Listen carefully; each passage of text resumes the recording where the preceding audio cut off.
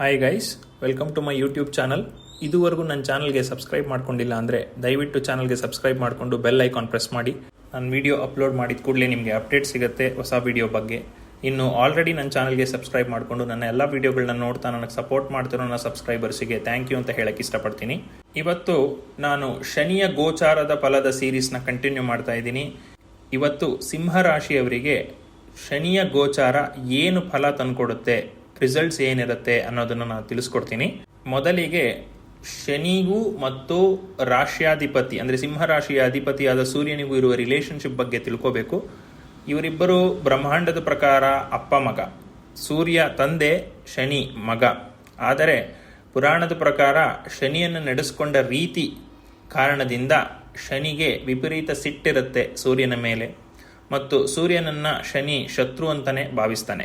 ಜ್ಯೋತಿಷ್ಯ ಶಾಸ್ತ್ರದ ಪ್ರಕಾರ ಶನಿ ಹೇಟ್ ಮಾಡೋದು ಅಂದರೆ ದ್ವೇಷಿಸುವಂಥ ಗ್ರಹಗಳಲ್ಲಿ ಸೂರ್ಯ ಕೂಡ ಒಂದು. ಸೂರ್ಯ ಗ್ರಹ ಅಲ್ಲ, ಅದೊಂದು ನಕ್ಷತ್ರ. ಆದರೆ ಜ್ಯೋತಿಷ್ಯದ ಆಧಾರದ ಪ್ರಕಾರ ಅದನ್ನು ಗ್ರಹ ಅಂತ ಕನ್ಸಿಡರ್ ಮಾಡ್ತೀವಿ. ಸೊ ಸೂರ್ಯನ ಜೊತೆಗೆ ಕುಜ ಮತ್ತು ಚಂದ್ರ ಇವರಿಬ್ಬರು ಕೂಡ ಶನಿಗೆ ಶತ್ರುಗಳು ಅಂತಾನೆ ಹೇಳ್ಬೋದು. ಆದ್ದರಿಂದ ಶನಿಯ ಗೋಚಾರದಲ್ಲಿ ನಿಮಗೆ ಅತಿ ಹೆಚ್ಚು ಬೆನಿಫಿಟ್ಸ್ ಆಗುತ್ತೆ ಅಂತ ಏನಿಲ್ಲ.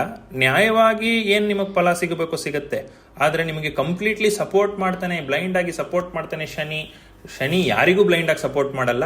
ಆದರೆ ಒಂದು ತುಲಾರಾಶಿ ಮತ್ತು ವೃಷಭ ರಾಶಿ, ಮಕರ, ಕುಂಭ ರಾಶಿಗಳಿಗೆ ಒಂದು ಸ್ವಲ್ಪ ಸಾಫ್ಟ್ ಕಾರ್ನರ್ ಇದ್ದೇ ಇರುತ್ತೆ ಶನಿಗೆ. ಆದರೆ ಆ ಸಾಫ್ಟ್ ಕಾರ್ನರು ಸಿಂಹ ರಾಶಿಗೆ, ವೃಶ್ಚಿಕ ರಾಶಿಗೆ, ಮೇಷರಾಶಿಗೆ ಮತ್ತು ಕಟಕ ರಾಶಿಗೆ ಇರೋದಿಲ್ಲ. ಇದಿಷ್ಟು ಶನಿ ಮತ್ತೆ ಸೂರ್ಯನ ನಡುವಿನ ಸಂಬಂಧ. ಈಗ ಶನಿಯ ಗೋಚಾರದ ಫಲಗಳನ್ನು ತಿಳ್ಕೊಳ್ಳೋಣ.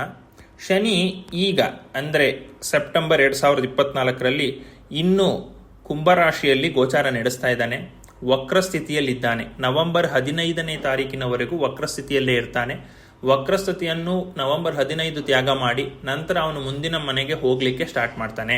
ನವೆಂಬರ್ 15ರಿಂದ ಹೀಗೆ ಸ್ಟಾರ್ಟ್ ಮಾಡಿದ ಶನಿಯು ಮಾರ್ಚ್ 25ನೇ ತಾರೀಕು 2025ಕ್ಕೆ ಸಂಪೂರ್ಣವಾಗಿ ಮೀನರಾಶಿಗೆ ಪ್ರವೇಶ ಮಾಡ್ತಾನೆ.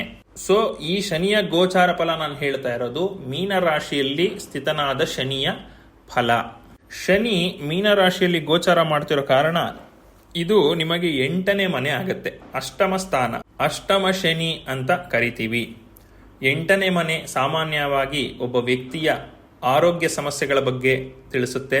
ಅದು ಅತಿ ಹೆಚ್ಚು ತೊಂದರೆ ಕೊಡುವಂಥ ಆರೋಗ್ಯ ಸ್ಥಿತಿಗಳ ಬಗ್ಗೆ ತೋರಿಸುತ್ತೆ. Long term diseases, sudden diseases, deadly diseases, ಪ್ರಾಣಕ್ಕೆ ತೊಂದರೆ ಕೊಡುವಂಥ ಕಾಯಿಲೆಗಳು ಮತ್ತು ಮುಚ್ಚಿಟ್ಟ ಹಣ, ಆಸ್ತಿ, ಬ್ಲ್ಯಾಕ್ ಮನಿ ಮತ್ತು ಆಳದಿಂದ ಅಗೆದು ತೆಗೆಯುವಂಥ ವಸ್ತುಗಳು ಅಂದರೆ ಮೀಟಿಯರಾಲಜಿ ಬರುತ್ತದೆ, ಮೆಟಲರ್ಜಿ ಬರುತ್ತೆ, ಚಿನ್ನ, ಬೆಳ್ಳಿ, ಏನೇನು ನಾವು ಮಣ್ಣಿನಿಂದ ಅಗೆದು ತೆಗಿತೀವಿ ಅದೆಲ್ಲವೂ ಬರುತ್ತೆ. ಆದ್ದರಿಂದ ಶನಿ ನಿಮ್ಮ 8ನೇ ಮನೆಯಲ್ಲಿ ಗೋಚಾರ ಮಾಡ್ತಿರುವಾಗ ನಿಮಗೆ ಆರೋಗ್ಯ ವಿಚಾರದಲ್ಲಿ ಅತಿ ಹೆಚ್ಚು ಎಚ್ಚರ ಮುಖ್ಯ. ಅತಿ ಹೆಚ್ಚು ಸ್ಟ್ರೆಸ್ ಮಾಡಿಕೊಳ್ಳುವಂಥ ಸಾಧ್ಯತೆ ಇರುತ್ತೆ. ನೀವೇನಾದರೂ ಅನ್ಯಾಯದ ಮಾರ್ಗದಲ್ಲಿ ಏನಾದರೂ ಸಂಪಾದನೆ ಮಾಡೋದ್ರಲ್ಲಿದ್ದರೆ ಹಳೆಯ ಕೆಲಸಗಳಿಂದ ಈಗ ನಿಮ್ಮ ತಲೆಗೆ ತೊಂದರೆ ಬರುತ್ತೆ. ನಿಮಗೆ ಕುತ್ತು ಈಗ ಬರುವ ಸಾಧ್ಯತೆ ಇದೆ. ಆ ಕಾರಣದಿಂದ ಕೆಟ್ಟ ಹಾದಿಯಲ್ಲಿದ್ದವರು ಬಿಟ್ಟು ಪ್ರಾಯಶ್ಚಿತ್ತ ಮಾಡಿಕೊಂಡ್ರೆ ತುಂಬ ಒಳ್ಳೆಯದು. ಯಾರಾದರೂ ಕೆಟ್ಟ ಹಾದಿ ತುಳಿಬೇಕು ಅಂತ ಇದ್ದರೆ ಹೋಗದೇ ಇರೋದೇ ತುಂಬ ಒಳ್ಳೆಯದು.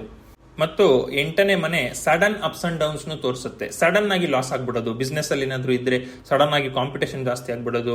ಸಡನ್ ಆಗಿ ಇವಾಗ ಫಾರ್ ಎಕ್ಸಾಂಪಲ್ ಗೋಲ್ಡ್ ರೇಟ್ ತುಂಬಾ ಜಾಸ್ತಿ ಇದೆ, ಎಲ್ಲರೂ ಮದುವೆ ಸೀಸನ್ಗೆ ಗೋಲ್ಡ್ ಪರ್ಚೇಸ್ ಮಾಡೇ ಮಾಡ್ತಾರೆ ಅಂತ ಅಂದ್ಬಿಟ್ಟು ಈಗಲೇ ಮೊದಲೇ ಪರ್ಚೇಸ್ ಮಾಡ್ತಾ ಇದ್ದಾರೆ. ಸೊ ಡಿಮ್ಯಾಂಡ್ ಇನ್ನ ರೈಸ್ ಆಗುತ್ತೆ ಅನ್ನೋ ಎಕ್ಸ್ಪೆಕ್ಟೇಷನ್ ಇದೆ. ಏನೋ ವ್ಯತ್ಯಾಸ ಆಗಿ ಗೋಲ್ಡ್ ರೇಟ್ ಬಿದ್ದೋಗ್ಬಿಟ್ರೆ ಎಷ್ಟೋ ಜನ ಗೋಲ್ಡ್ ಮೇಲೆ ಬಂಡವಾಳ ಹಾಕಿರೋರು ಸಡನ್ ಲಾಸಸ್ನ ಫೇಸ್ ಮಾಡಬೇಕಾಗತ್ತೆ. ಇಂಥ ಫ್ಲಕ್ಚುಯೇಷನ್ಸ್ ಸಿಂಹರಾಶಿಯವರ ಜೀವನದಲ್ಲಿ ಸಾಧ್ಯವಿದೆ. ಮತ್ತು ಆರೋಗ್ಯ ವಿಚಾರದಲ್ಲಿ ತುಂಬಾ ಎಚ್ಚರಿಕೆ ಇರಬೇಕು. ಸಡನ್ ಆಗಿ ಮಾರಣಾಂತಿಕ ಕಾಯಿಲೆಗಳು ಬರುವಂತ ಸಾಧ್ಯತೆ ಇದೆ. ಹಂಗಂದ್ರೆ ಎಲ್ಲರಿಗೂ ಪ್ರಾಬ್ಲಮ್ ಬಂದೇ ಬಿಡುತ್ತೆ ಅಂತ ಹೇಳ್ತಾ ಇಲ್ಲ. ತುಂಬಾ ಎಚ್ಚರಿಕೆಯಿಂದ ಇರಬೇಕು. ಯಾಕೆ ಅಂತಂದ್ರೆ ಈಗಿನ ಆಹಾರ ಪದಾರ್ಥಗಳು ಎಲ್ಲವೂ ವಿಷಕಾರಿಯಾಗೇ ಇದೆ. ವಿಷಕಾರಿ ಇದ್ದೇ ಇರುತ್ತೆ. ಪರ್ಸೆಂಟೇಜ್ ಆಫ್ ಪಾಯ್ಸನಸ್ನೆಸ್ನ ನಾವು ಲೆಕ್ಕ ಹಾಕಬೇಕಾಗುತ್ತೆ. ಇದು ಎಷ್ಟು ಡಿಗ್ರಿಗೆ ನಮಗೆ ತೊಂದರೆ ಮಾಡುತ್ತೆ ಅಂತ ನೋಡಬೇಕಾಗುತ್ತೆ ಹೊರತು ಸಂಪೂರ್ಣವಾಗಿ ಡೇಂಜರ್ ಇಂದ ಫ್ರೀ ಇರುವಂಥ ಯಾವ ಫುಡ್ ಪ್ರಾಡಕ್ಟು ಇಲ್ಲ, ಫುಡ್ ಐಟಮು ಇಲ್ಲ. ಫಾರ್ ಎಕ್ಸಾಂಪಲ್ ಅಕ್ಕಿಯಲ್ಲಿ ಕೂಡ ಪ್ಲಾಸ್ಟಿಕ್ ಅಕ್ಕಿ ಬಂದಿದೆ. ಸೊ ಅದು ಕೂಡ ಆರೋಗ್ಯಕ್ಕೆ ಹಾನಿಕರ. ಆ ಕಾರಣದಿಂದ ಸಡನ್ ಆಗಿ ಪ್ರಾಬ್ಲಮ್ಗಳಾಗೋ ಚಾನ್ಸಸ್ ಇದೆ. ಹೆಲ್ತ್ ವಿಚಾರವಾಗಿ ತುಂಬಾ ಎಚ್ಚರಿಕೆಯಿಂದ ಇರಬೇಕು. ಏನಾದರೂ ಒಂದು ಹೊಸ ರೀತಿ ಹೆಲ್ತ್ ಇಶ್ಯೂಸ್ ಆದರೆ ಕರೆಕ್ಟಾಗಿ ಚೆಕ್ ಮಾಡಿಸ್ಕೊಂಡು ಕನ್ಫರ್ಮ್ ಮಾಡಿಕೊಂಡು ನಂತರವೇ ಸುಮ್ಮನಾಗೋದು ಬೆಟರು. ಡೈರೆಕ್ಟಾಗಿ ಇಗ್ನೋರ್ ಮಾಡಿ ಸುಮ್ಮನೆ ಆದರೆ ತೊಂದರೆಗಳು ಅನುಭವಿಸ್ತೀರಿ. ಹುಷಾರಾಗಿರಬೇಕು. ಅಷ್ಟಮ ಶನಿ ಅರ್ಧಾಷ್ಟಮ ಶನಿ ಯಾವತ್ತೂ ಆರೋಗ್ಯಕ್ಕೆ ತೊಂದರೆ ಕೊಡುವಂಥದ್ದು. ಸೊ ಆರೋಗ್ಯ ವಿಚಾರದಲ್ಲಿ ತುಂಬ ಎಚ್ಚರಿಕೆ ಮುಖ್ಯ. ರೋಗ ನಿರೋಧಕ ಶಕ್ತಿ ಕಮ್ಮಿ ಆಗುವಂಥ ಸಾಧ್ಯತೆ ಇದೆ. ಮತ್ತು ಈಗ ಡೆಂಗ್ಯೂ ಎಲ್ಲ ತುಂಬ ಹರಡ್ತಾ ಇದೆ. ತುಂಬ ಹುಷಾರಾಗಿರಬೇಕು ನೀವು. ಮಸ್ಕಿಟೋಸ್ ಕಾಟ ಏನಾದರೂ ಇದ್ದರೆ ಅದಕ್ಕೆ ಏನು ಪ್ರಿಕಾಷನ್ಸ್ ತಗೋಬೇಕೋ, ಮೆಷರ್ಸ್ ತಗೋಬೇಕೋ ತಗೊಳ್ಳಿ. ಮತ್ತು ಸಡನ್ ಅಪ್ಸ್ ಅಂಡ್ ಡೌನ್ಸ್ ಅಂತ ಹೇಳಿದ್ದೆ ನಾನು. ಸೊ ಅಪ್ ಕೂಡ ಇರಬಹುದು. ಸಡನ್ ಆಗಿ ಶೇರ್ ಮಾರ್ಕೆಟ್ ಅಲ್ಲಿ ಲಾಭ ಆಗ್ಬೋದು, ಸಡನ್ ಆಗಿ ಯಾವುದೋ ಒಂದು ವ್ಯವಹಾರದಲ್ಲಿ ದುಡ್ಡು ಬರ್ಬೋದು, ಬ್ಲ್ಯಾಕ್ ಮನಿ ಸಂಪಾದನೆ ಆಗ್ಬೋದು. ಮತ್ತೆ ಈ ಕ್ವಾರಿ ಬಿಸ್ನೆಸ್ಸು, ಗ್ರಾನೈಟ್ ಬಿಸ್ನೆಸ್ಸು, ಭೂಮಿಯಿಂದ ಅಗದು ತೆಗೆಯುವ ವಸ್ತುಗಳ ಬಿಸ್ನೆಸ್ ನಲ್ಲಿ ಇದ್ರೆ ಲಾಭವೂ ಆಗುವ ಸಾಧ್ಯತೆ ಇದೆ. ಆದ್ರೆ ನ್ಯಾಯ ಮಾರ್ಗದಲ್ಲಿದ್ದರೆ ಮಾತ್ರ, ಇಲ್ದಿದ್ರೆ ತೊಂದರೆ ಆಗತ್ತೆ. ಮತ್ತು ರಿಸರ್ಚ್ ಅಂಡ್ ಡೆವಲಪ್ಮೆಂಟ್ ಫೀಲ್ಡ್ ಅಲ್ಲಿರೋರಿಗೆ ಒಳ್ಳೆ ಲಾಭ ಇರುತ್ತೆ. ನೀವು ಎಫರ್ಟ್ಸ್ ಹಾಕಿದಷ್ಟು ನಿಮಗೆ ರಿಸಲ್ಟ್ ಸಿಗುತ್ತೆ. ನಿಧಾನವೇ ರಿಸಲ್ಟ್ ಸಿಗೋದು ಶನಿ ಕಡೆಯಿಂದ. ಆದ್ರೆ ನೀವು ಹೆಚ್ಚು ಎಫರ್ಟ್ಸ್ ಹಾಕ್ತೀರಾ. ಸೈಂಟಿಸ್ಟ್ಗಳಿರೋರು, ರಿಸರ್ಚರ್ಸ್ ಇರೋರು, ಸ್ಕಾಲರ್ಸ್ ಇರೋರು ತುಂಬಾ ಎಫರ್ಟ್ಸ್ ಹಾಕಿ ಕೆಲಸ ಮಾಡಿದ್ರೆ ಅದಕ್ಕೆ ಪ್ರತಿಫಲ ಸಿಕ್ಕೇ ಸಿಗುತ್ತೆ. ಯಾಕೆಂದ್ರೆ ನೆಕ್ಸ್ಟ್ 9ನೇ ಮನೆಗೆ ಹೋಗ್ತಾನೆ ಶನಿ. ಅವಾಗ ಒಳ್ಳೆ ಲಾಭ ಇದೆ. ಈಗ ಶನಿಯ ದೃಷ್ಟಿಗಳನ್ನ ನೋಡೋಣ. ಶನಿ ನಿಮ್ಮ 2ನೇ ಮನೆ ಮೇಲೆ ದೃಷ್ಟಿ ಆಗ್ತಾನೆ. 2ನೇ ಮನೆ ಮೇಲೆ ದೃಷ್ಟಿ ಆಗ್ತಾಗ ಸ್ವಲ್ಪ ಫೈನಾನ್ಷಿಯಲ್ ಡಿಫಿಕಲ್ಟೀಸ್ ಆಗುತ್ತೆ. ಸಡನ್ ಆಗಿ ಆರೋಗ್ಯ ಸಮಸ್ಯೆಗಳಾದ್ರೆ ಫೈನಾನ್ಷಿಯಲ್ ಡಿಫಿಕಲ್ಟೀಸ್ ಆಗುತ್ತೆ. ಸೊ ಆ ಕಾರಣದಿಂದ ಫೈನಾನ್ಸಸ್ ವಿಚಾರವಾಗಿ ಸ್ವಲ್ಪ ಎಚ್ಚರಿಕೆಯಿಂದ ಇರಬೇಕು. ನೀವೇನಾದ್ರೂ ದುಂದುವೆಚ್ಚ ಮಾಡುವಂತವರಾದ್ರೆ ಅದಕ್ಕೆ ಕಡಿವಾಣ ಹಾಕಬೇಕು. ಈ ಬ್ರ್ಯಾಂಡ್ ಫ್ರೀಕಿ ಬಿಹೇವಿಯರು, ಅನವಶ್ಯಕ ಖರ್ಚುಗಳು ಇವೆಲ್ಲವನ್ನು ಕಮ್ಮಿ ಮಾಡಿದ್ರೆ ತುಂಬಾ ಒಳ್ಳೆಯದು.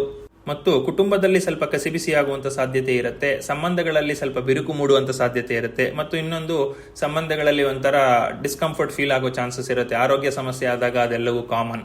ಮತ್ತು ಫ್ಯಾಮಿಲಿ ಬಿಸ್ನೆಸ್ ನ ಕಂಟಿನ್ಯೂ ಮಾಡ್ತಿರೋರು ಯಾರಾದ್ರೂ ಇದ್ರೆ, ನಡೆಸ್ಕೊಂಡು ಹೋಗ್ತಿರೋರು ಇದ್ರೆ ಸ್ವಲ್ಪ ಲಾಸಸ್ ಫೇಸ್ ಮಾಡಬೇಕಾಗುತ್ತೆ ಅಥವಾ ಕಾಂಪಿಟೇಷನ್ ಜಾಸ್ತಿ ಆಗುತ್ತೆ.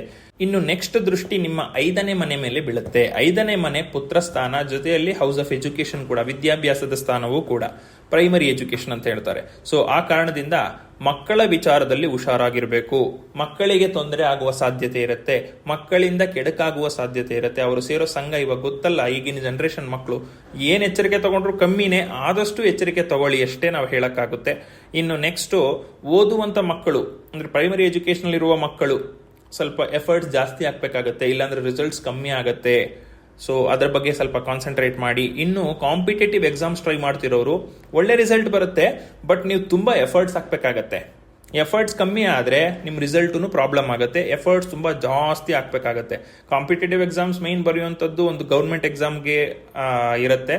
ಸೊ ಗೌರ್ಮೆಂಟ್ ಎಕ್ಸಾಮ್ ನಿಮಗೆ ಅಂದ್ರೆ ಗೌರ್ಮೆಂಟ್ ಜಾಬ್ ನಿಮಗೆ ಸಿಗಬೇಕು ಅನ್ನೋದಿದ್ರೆ ನಿಮ್ಮ ಜನ್ಮ ಜಾತಕದಲ್ಲಿ ಅದರ ಕಾಂಬಿನೇಷನ್ಸ್ ಇರಬೇಕು. ಮೊದಲಿಗೆ ಸೂರ್ಯ ಚೆನ್ನಾಗಿರ್ಬೇಕು, ಶನಿ ಚೆನ್ನಾಗಿರ್ಬೇಕು, ಕುಜ ಚೆನ್ನಾಗಿರ್ಬೇಕು. ಕುಜ ಚೆನ್ನಾಗಿಲ್ಲ ಅಂದ್ರೂ ಪರವಾಗಿಲ್ಲ, ಮೀಡಿಯಂ ಇದ್ರೂ ಪರವಾಗಿಲ್ಲ, ಅಥವಾ ಬೇರೆ ಸ್ಥಾನದಲ್ಲಿ ಕೂತಿದ್ರು ತೊಂದರೆ ಇಲ್ಲ, ನೆಗೆಟಿವ್ ಪೊಸಿಷನ್ ಕೂತಿದ್ರು ತೊಂದರೆ ಇಲ್ಲ. ಶನಿ ಮತ್ತು ಸೂರ್ಯ ಅಂತೂ ಚೆನ್ನಾಗಿರ್ಲೇಬೇಕು.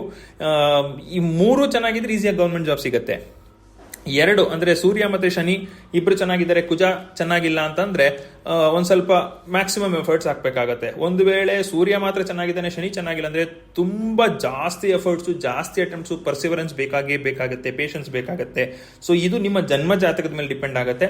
ಅದನ್ನ ಅನಲೈಸ್ ಮಾಡಿಸ್ಕೊಂಡು ನಂತರ ಹೇಗೆ ಬೇಕೋ ಅದು ಮುಂದುವರಿಯೋದು ತುಂಬಾ ಉತ್ತಮ ಅಂತ ಹೇಳ್ತೀನಿ. ಇನ್ನು ಯಾರಾದ್ರೂ ಸಂತಾನ ಅಪೇಕ್ಷಿತರಿದ್ದರೆ, ಮಕ್ಕಳು ಮಾಡಿಕೊಳ್ಳುವ ಇದರಲ್ಲಿದ್ದರೆ ಸ್ವಲ್ಪ ತೊಡಕು ಉಂಟಾಗುವ ಸಾಧ್ಯತೆ ಇದೆ. ಹುಷಾರಾಗಿರ್ಬೇಕು. ಮತ್ತು ಆಲ್ರೆಡಿ ಕನ್ಸೀವ್ ಆಗಿರುವಂತ ಲೇಡೀಸ್, ಪ್ರೆಗ್ನೆಂಟ್ ವುಮೆನ್ ತುಂಬಾ ಕೇರ್ಫುಲ್ ಆಗಿರ್ಬೇಕು. ತೊಂದರೆಗಳು ಚಾನ್ಸಸ್ ಇದೆ, ಹುಷಾರಾಗಿರಿ. ಇನ್ನು ಕೊನೆಯ ದೃಷ್ಟಿ ನಿಮ್ಮ 10ನೇ ಮನೆ ಮೇಲೆ ಬೀಳುತ್ತೆ. 10ನೇ ಮನೆ ಹೌಸ್ ಆಫ್ ಪ್ರೊಫೆಷನ್. 10ನೇ ಮನೆ ಮೇಲೆ ಅಷ್ಟು ತೊಂದರೆ ಕೊಡೋದಿಲ್ಲ ಶನಿ. ಯಾಕೆಂದ್ರೆ ಕಾಲಪುರುಷ ಕುಂಡಳಿಯ 10ನೇ ಮನೆ ಕೂಡ ಶನಿದು. ಮತ್ತು ಕರ್ಮ ಭಾವವನ್ನು ಯಾವತ್ತೂ ಶನಿ ಹೇಟ್ ಮಾಡೋದಿಲ್ಲ. ನೀವೇನ್ ಕೆಲಸ ಮಾಡಿರ್ತೀರಿ ಅದಕ್ಕೆ ಪ್ರತಿಫಲ ಕೊಟ್ಟೇ ಕೊಡ್ತಾನೆ. ಒಳ್ಳೇದ ಕೆಟ್ಟದ್ದ, ನೀವು ಒಳ್ಳೆ ಕೆಲಸ ಮಾಡಿದ್ರೆ ಒಳ್ಳೆ ಪ್ರತಿಫಲ ಕೊಡ್ತಾನೆ, ಕೆಟ್ಟ ಕೆಲಸ ಮಾಡಿದ್ರೆ ಕೆಟ್ಟ ಪ್ರತಿಫಲವನ್ನೇ ಕೊಡ್ತಾನೆ. ಅದರಲ್ಲಿ ಮಾತ್ರ ಮೋಸ ಮಾಡೋದಿಲ್ಲ. ಆದರೆ ಶತ್ರುಗ್ರಹ ಆಗಿರೋದ್ರಿಂದ ಏನೋ 10 ರೂಪಾಯಿ ಕೆಲಸ ಮಾಡಿದ್ರೆ ಒಂದು 8 ರೂಪಾಯಿ 7 ರೂಪಾಯಿ ಅಷ್ಟು ಪ್ರತಿಫಲ ಕೊಡಬಹುದು. ತುಲಾ ರಾಶಿ ಮತ್ತು ವೃಷಭ ರಾಶಿ ಮತ್ತು ಮಕರ ಕುಂಭ ರಾಶಿಗೆ 10 ರೂಪಾಯಿ ಅಂತ ಅಂದ್ರೆ 9 ರೂಪಾಯೋ 10 ರೂಪಾಯಿ ಪೂರ್ತಿನೋ ಕೊಡುವಂತ ಸಾಧ್ಯತೆ ಇದೆ. ಬಟ್ ಪ್ರತಿಫಲ ಅಂತೂ ಮಿಸ್ ಮಾಡೋದಿಲ್ಲ, ಕರ್ಮಸ್ಥಾನದಿಂದ ಬರುವ ಪ್ರತಿಫಲವನ್ನು. ಸೊ ಆ ವಿಚಾರದಲ್ಲಿ ಯೋಚನೆ ಮಾಡೋ ಅವಶ್ಯಕತೆ ಇಲ್ಲ. ಆದ್ರೆ ಸ್ಟ್ರೆಸ್ ಜಾಸ್ತಿ ಆಗತ್ತೆ. ರೆಸ್ಪಾನ್ಸಿಬಿಲಿಟೀಸ್ ಹೆಚ್ಚಿದಷ್ಟು ಸ್ಟ್ರೆಸ್ ಜಾಸ್ತಿ ಆಗುತ್ತೆ. ಸ್ಟ್ರೆಸ್ ಜಾಸ್ತಿ ಆದ್ರಿಂದ ಆರೋಗ್ಯ ಸಮಸ್ಯೆ ಕಾಡುವ ಸಾಧ್ಯತೆ ಇದೆ. ಅದನ್ನು ನೀವು ಬ್ಯಾಲೆನ್ಸ್ ಮಾಡಬೇಕು. ವರ್ಕ್ ಲೈಫ್ ಬ್ಯಾಲೆನ್ಸ್ ಕೂಡ ಇಂಪಾರ್ಟೆಂಟ್. ಯಾಕೆಂದರೆ ಎರಡನೇ ಮನೆಗೂ ದೃಷ್ಟಿ ಆಗ್ತಿದ್ದಾನೆ. ನೀವು ಕೆಲಸದ ಬಗ್ಗೆನೇ ಫುಲ್ ಕಾನ್ಸಂಟ್ರೇಟ್ ಮಾಡ್ತಾ ಕೂತ್ಕೊಂಡ್ಬಿಟ್ರೆ, ನಿಮ್ಮ ಫ್ಯಾಮಿಲಿ ಬಗ್ಗೆ ನೀವು ಬ್ಯಾಲೆನ್ಸ್ ಮಾಡಿಲ್ಲ, ಅದ್ರ ಬಗ್ಗೆ ಗಮನ ಇಲ್ಲ ಅಂತಂದರೆ ವರ್ಕ್ ಲೈಫ್ ಬ್ಯಾಲೆನ್ಸ್ ಪ್ರಾಬ್ಲಮ್ ಆಗಿ ನೀವು ನೆಮ್ಮದಿಯಾಗಿರ್ಲಿಕ್ಕೆ ಸಾಧ್ಯ ಆಗೋದಿಲ್ಲ. ಸೊ ಅದನ್ನ ನೀವು ಮೇಂಟೈನ್ ಮಾಡೋದು ಕಲ್ತ್ಕೋಬೇಕು. ಇದಿಷ್ಟು ಶನಿಯ ಗೋಚಾರದ ಫಲ ಮತ್ತು ದೃಷ್ಟಿಗಳು. ಇದಿಷ್ಟು ಜನರಲ್ ಪ್ರೆಡಿಕ್ಷನ್ಸ್ ಆಗಿರುತ್ತೆ. ಸ್ಪೆಸಿಫಿಕ್ ಚಾರ್ಟ್ ಯಾರಿಗೂ ಮಾಡಿಲ್ಲ ನಾನು, ಆಯ್ತಾ? ನಿಮ್ಮ ಜನ್ಮ ಜಾತಕದಲ್ಲಿ ಶನಿ ಹೇಗಿದ್ದಾನೆ, ಅವನು ಯಾವ ಪರಿಸ್ಥಿತಿಲಿದ್ದಾನೆ, ವಕ್ರವಾಗಿದ್ದಾನ, ಉಚ್ಚವಾಗಿದ್ದಾನ, ನೀಚವಾಗಿದ್ದಾನ, ಶತ್ರುವಿನ ಜೊತೆ ಕೂತಿದ್ದಾನ, ಪಿಶಾಚ ಯೋಗದಲ್ಲಿ ಕೂತಿದ್ದಾನ, ದೋಷಕರಲ್ಲಿ ಕೂತಿದ್ದಾನ, ಇದೆಲ್ಲದರ ಮೇಲೂ ಡಿಪೆಂಡ್ ಆಗತ್ತೆ. ಸೊ ಅದನ್ನ ಚೆಕ್ ಮಾಡಿಸ್ಕೊಂಡು ನಂತರ ರಿಸಲ್ಟ್ಸ್ನ ಅಪ್ಲಿಕೇಬಲ್ ಮಾಡ್ಕೊಳ್ಳೋದು ಉತ್ತಮ. ನಿಮ್ಮ ಜಾತಕವನ್ನು ಯಾರಾದರೂ ನುರಿತ ಜ್ಯೋತಿಷಿಗಳ ಹತ್ರ ಪರಿಶೀಲನೆ ಮಾಡಿಸ್ಕೊಂಡು ಆ ರಿಸಲ್ಟ್ಸ್ ನೀವು ನೋಡ್ಕೊಳ್ಬಹುದು. ನಾನು ಕೂಡ ಜನ್ಮ ಜಾತಕ ಪರಿಶೀಲನೆ ಮಾಡ್ತೀನಿ. ನಿಮ್ಮ ಜನ್ಮ ಜಾತಕ ಪರಿಶೀಲನೆ ಮಾಡಬೇಕು ಅನ್ನೋದಾದರೆ ಸ್ಕ್ರೀನ್ ಮೇಲೆ ಕಾಣುವ ಇಮೇಲ್ ಅಥವಾ ಫೋನ್ ಮೂಲಕ ನನ್ನ ಕಾಂಟ್ಯಾಕ್ಟ್ ಮಾಡಿ. Thank you very much. Hi guys, welcome to my YouTube channel. ಇದುವರೆಗೂ ನನ್ನ ಚಾನಲ್ಗೆ ಸಬ್ಸ್ಕ್ರೈಬ್ ಮಾಡ್ಕೊಂಡಿಲ್ಲ ಅಂದರೆ